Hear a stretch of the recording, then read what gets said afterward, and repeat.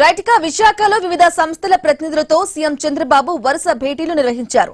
రాష్ట్రంలోని పెట్టుబడుల అవకాశాలను పారిశ్రామికవేత్తలకు వివరించారు. ప్రతిపాదనలతో వచ్చిన వారితో ఈడీబీతో ఎంఓయూలు కుదుర్చుకోవాల్సిందిగా సూచించారు. ప్రముఖ ఎరువులు అగ్రి ఇన్పుట్ సంస్థ కోరమండల్ ఇంటర్నేషనల్ లిమిటెడ్ ప్రతినిధులతో సీఎం సమావేశమయ్యారు. రాష్ట్రంలో ఎరువుల తయారీ విస్తరణ, గ్రీన్ అమోనియా, అగ్రిటెక్ ప్రాజెక్టులపై ఆ సంస్థ ప్రతినిధులతో చర్చించారు. ఇక మురుగప్ప గ్రూప్ కు చెందిన కోరమండల్ సంస్థకు విశాఖపట్నం, కాకినాడలో ఎరువుల ఉత్పత్తి యూనిట్లున్నాయి. వాటికి కొనసాగింపుగా మరో 2,000 కోట్ల పెట్టుబడులతో ఎరువుల తయారీ కేంద్రాన్ని నెలకొల్పేందుకు ఆ సంస్థ ముందుకొచ్చింది. ఇక ముఖ్యమంత్రి సమక్షంలో ఒప్పందం కుదుర్చుకుంది. అలాగే ప్రముఖ ఫర్నిచర్ సంస్థ Balaji action build well chairman N K Agarwal తో చంద్రబాబు భేటీ అయ్యారు. కలప ఆధారిత ఇంజనీర్డ్ ప్యానెల్ తయారీ యూనిట్ ఏర్పాటుపై చర్చించారు. ఇక అనంతరం రాష్ట్రంలో ప్రభుత్వం నిర్వహిస్తున్న అన్న క్యాంటీన్ల నిర్వహణకు ఎన్కే అగర్వాల్ ₹1 కోటి విరాళాన్ని ముఖ్యమంత్రికి అందించారు.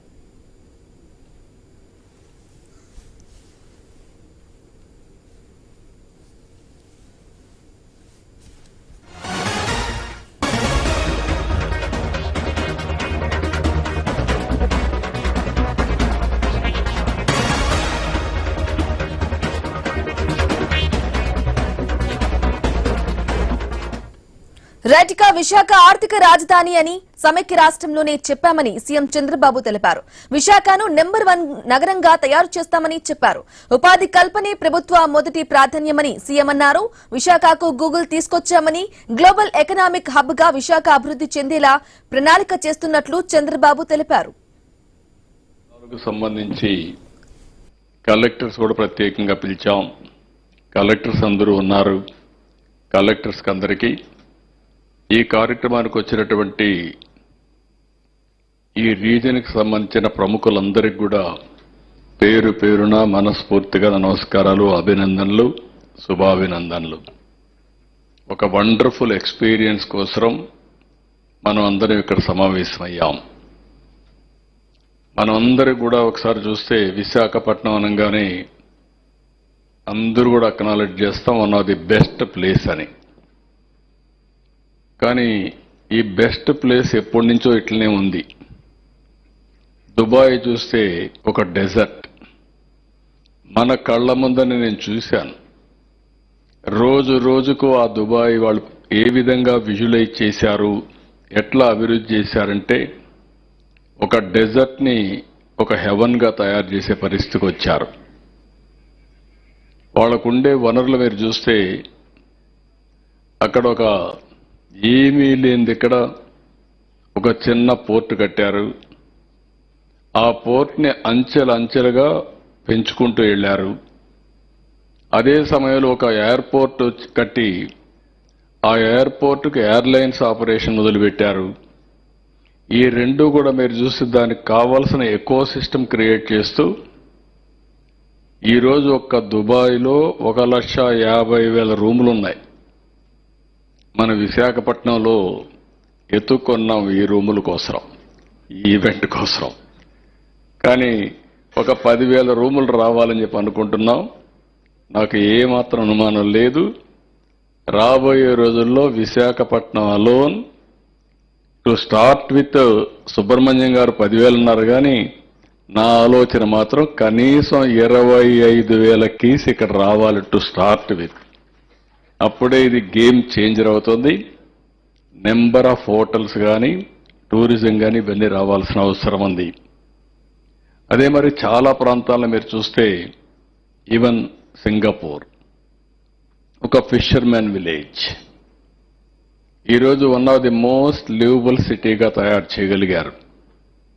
ఇవన్నీ కూడా అక్కడుండే పాలకులు కానీ, పబ్లిక్ పాలసీ కానీ, అక్కడ చేసిన ప్రయోగాలు కానీ చాలా మంచి ఫలితాలు వచ్చాయి. ఈరోజు ఇండియా కూడా మనం చూస్తున్నాం.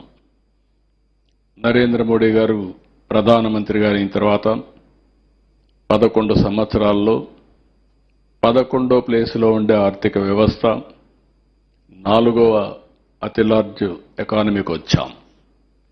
రాబోయే సంవత్సరం మనం 3rd లార్జెస్ట్ ఎకానమీకి వస్తాం. అదే మరి 2038కి 2nd లార్జెస్ట్ ఎకానమీకి వస్తాం. 2047కు నాకైతే డౌట్ లేదు. ఒకవేళ ఏదైనా సంథింగ్ వెంట్ రాంగ్ అయితే తప్ప, లేకపోతే India by 2047 will become number 1 economy. It is unstoppable. It is going to happen.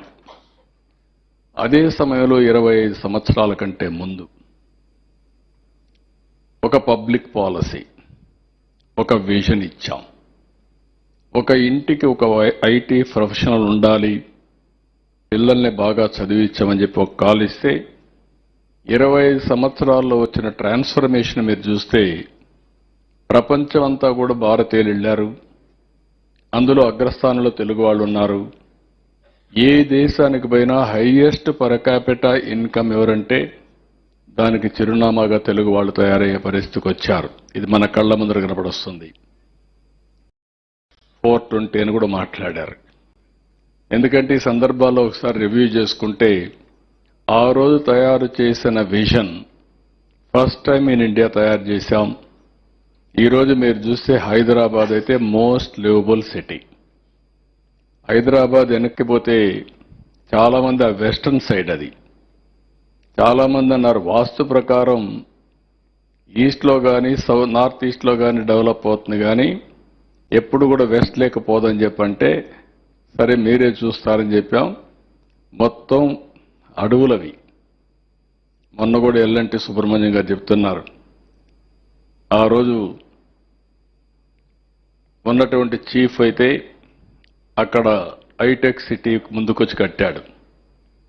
ఈయన అప్పుడు జూనియర్ ఇంజనీర్గా ఉన్నాడు. ఆయన అనుభవం చెప్తున్నాను. నేను అక్కడ పోయి చూసిన తర్వాత ఈ ప్రాంతంలో హైటెక్ సిటీ ఏంటి, పాములు పుట్టలన్నీ ఉన్నాయి. ఆ రోజు నేను అనుకున్నాను గట్టిగా చెప్తే నా ఉద్యోగం పోతుంది కాబట్టి గమ్మనున్నాను. కానీ ఈరోజు చూస్తే మైండ్ బాగ్లింగ్ అని చెప్పి ఆయన చెప్పే పరిస్థితికి వచ్చింది. అంటే ఇవన్నీ మన కళ్ళ ముందర కనపడే అనుభవాలు. ఈరోజు నేను అందుకే మీ అందరికీ చెప్తున్నా, ఈరోజు సుబ్రహ్మణ్యం గారు ఈ రాష్ట్రంలో పుట్టాడు. కేవలం రాష్ట్రం కాకపోయినా ఈ రాష్ట్రంలో పుట్టాడు. CEO నీతి ఆయోగ్గా ఉన్నాడు.